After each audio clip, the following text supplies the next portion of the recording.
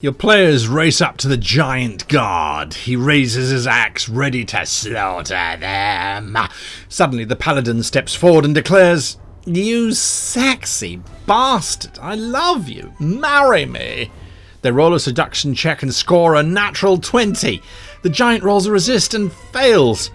Does the giant fall in love with the paladin and forget his duties? Is this love at first roll? No! No!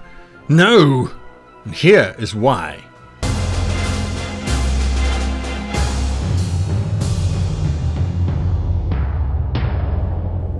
Oh, we love our dice. Yes, we do. Now, if you want to support this channel, there's a link down below for our affiliate link for Easy Roller Dice. They're the sponsors for today's episode, and they are quite simply the best. They really are. Now, more about some super cool dice at the end of the video. Having said that, though, I do sometimes hate dice. I really do. I really do. Anyway, hello and welcome to today's video. My name is Guy, and we're talking about why those dice sometimes betray the game that they're designed to support. They do, really do. Okay, so here's a scenario. Our bard is tasked with getting information from a prince. Instead of the player asking the prince information, the bard makes a charm check. He rolls and gets a critical success. His intent was to befriend the prince, or seduce the prince, or convince the prince that he's loyal. Basically, he was just trying to get the information out of the prince. Now, the critical success is taken, and it is so often interpreted that the prince falls for your charm and reveals all his secrets. Blah. The bard walks away 2 minutes later with all of the information, and the prince never sees him again. I mean, that's sadly often what we do, isn't it? I mean, what are we thinking? What are we thinking? I mean, in my 37 years of friendship making, I've only once seen one other human being and decided then and there that person I wanted to be a friend with. And that was only one time. And it didn't matter. You know, it doesn't matter how much physical or mental or social attraction that there might be. It's unlikely that you're going to get insta-trust in under 10 minutes. It's another way of thinking about it is you hit the warrior with your sword. You got a critical success? Great. The warrior surrenders instantly and he dies. He just dies. I mean, we have hit points. I believe we should have social hit points as well. BioWare does it. I mean, they do that, so we should. Now, we have 3 things to look at when it comes to this kind of success. Is success, right? We have rules, we have reality, and we have fairness. From a rules perspective, the thing to bear in mind is that there are TRPGs out there that do allow for critical successes, but they also allow the player to then change the narrative dramatically based on their success. And it's oftentimes without the GM's control. So if you are playing a TRPG like that, then don't watch the rest of this video. It doesn't apply to you, right? We're not talking about games where the dice can change the narrative. We're talking about games where it's vague, okay? I don't particularly like games like that, though. So when the dice allow the PC to change the narrative without consulting the GM, then really there shouldn't be a GM, in my opinion. It's a different type of game, and that's fine. It's great. It's fun, okay? So anyway, right. 2 games that do not say a critical success allows the player to ignore the GM and make up any outcome that they want. Those kind of games, that's what we're talking about now. Even as a GM, we have to be aware that means that we now have the burden of explaining a statistical improbability into our game. The bard who seduces and gets critical success, should they automatically succeed? No. For the simple reason of reality. You can succeed at your check, but reality is a tough nut and really doesn't care. The bard might be slick, cool, and a real player. I mean, he gets his critical success. He gives a mind-blowingly good charm check. I mean, he pulls out those stops. He smiles perfectly. He knows exactly what to say. He isn't too overbearing, yet he is commanding. Is present. He's in a zone. You know, he's there. But if the prince prefers women, or hates bards, or is just simply in a bad mood, all that happens is he's unaffected by the amazing bard. Yeah, great. Hate bards. Off.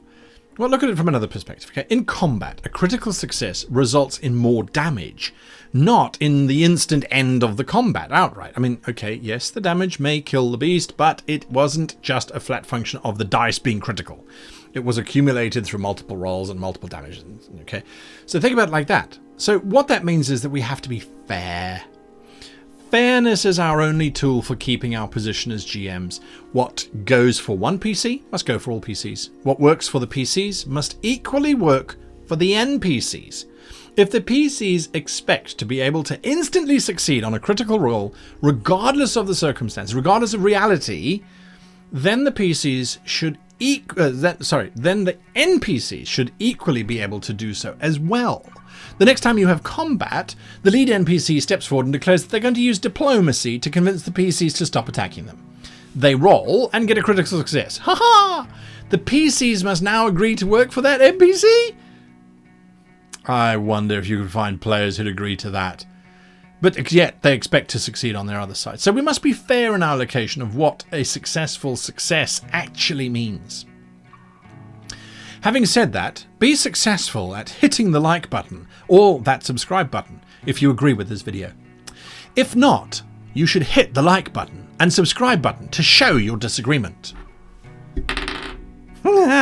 Natural 20. So now you have to click on the like and subscribe button.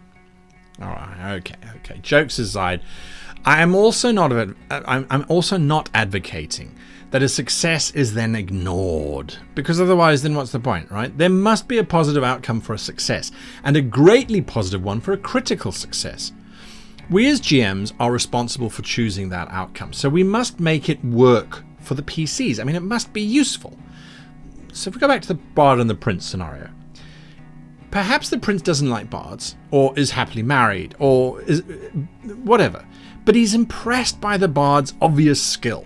So instead of giving the Bard his secrets, he asked the Bard, can he pay the Bard to woo a maiden for his friend? The Bard agrees, and in the carriage ride from the tavern to the friend, the Prince drops some of the information that the Bard was actually looking for. The Bard then goes and woos, and once he succeeds, or even if he fails, the Prince confides with him, saying that he finds the Bard amusing and that the Bard is welcome at court anytime. He's very, very welcome. Isn't that a much better critical success than just, here's information, vomit out the information? I mean, it's a side quest for the Bard. It's the Bard at his finest doing what the Bard is meant to do. And he then walks away with information and with a friend in the Prince. That's so much better. I mean, we're the ultimate creators of events and triggers within our game. We really are.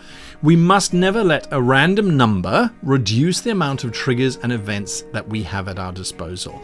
A game where everyone succeeds to their desired outcome, well, might not as well include dice. And we like dice. A game where there is no critical success is kind of equally bland in my opinion. I mean, who doesn't love rolling a critical success at a critical moment and just saving the day? It's like, yes! Our beautiful little random number generators, they're there to make our games better through fairness of randomness, through regulation of the rules, and through our interpretation as GMs. Are criticals critical in your game? Do you let the dice and the PC dominate and when they're lucky? What do you do? Let us know your thoughts down below. Till next time, let's talk about dice. I just wanted to say that when companies invest in people that have, then there's no benefit to the company. They just are nice. You know that they're a company that's passionate about their products and believe in their products too. So Easy Roller Dice, I use their dice all the time. Easy Roller Dice have been on this channel many times, and there's a reason for it. They make great dice, and this week they sponsored the show.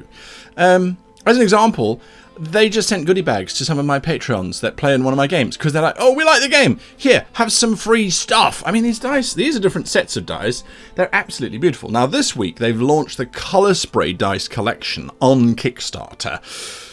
They're speckled dice. I mean, they're really cool. I don't have any in my own collection, but you know, I'm going to get some. So they come in sets of 7 or 11, and they've got their own unique font style, which is really cool. And then you can buy packs of 10, so 10 D10s or 10 D20s and that sort of thing. I mean, it suits your playing needs. Now, There are potentially 20 unique colour combos to choose from if they unlock everything.